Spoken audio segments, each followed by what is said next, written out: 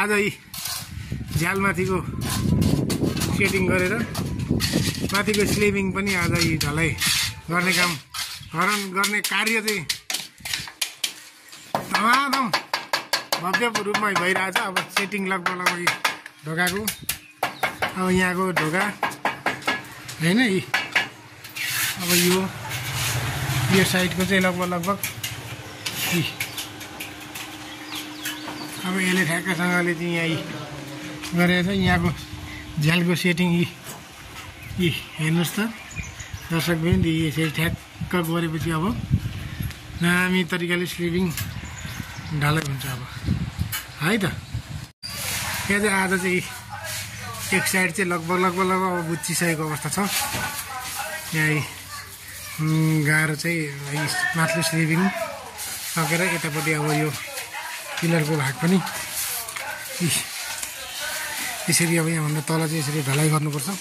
अब यहाँभन्दा माथि यदि ढलाइ गर्न बाँकी छ ग्याबिङ अब यसको यतापट्टि पनि गाह्रो लागेपछि त्यहाँदेखि दुईतिर चाहिँ यसरी नै फेरि ढलाइ हुन्छ। यसलाई फेरि अब जस्तो यसरी पहिला हामीले ढलाइ गरेको थियौँ त्यसरी नै ढलाइ हुँदैछ।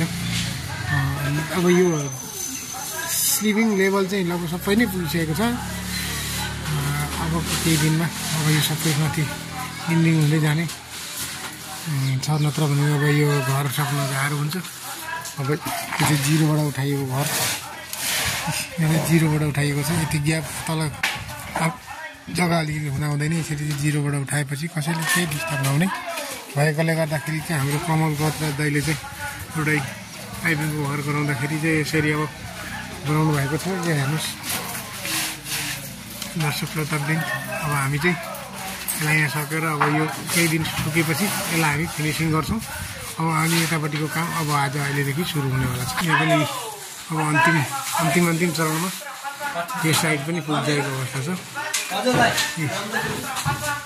अब यसलाई चाहिँ तल्लोपट्टि फिनिसिङ मात्रै राखिरहेको अवस्था छ।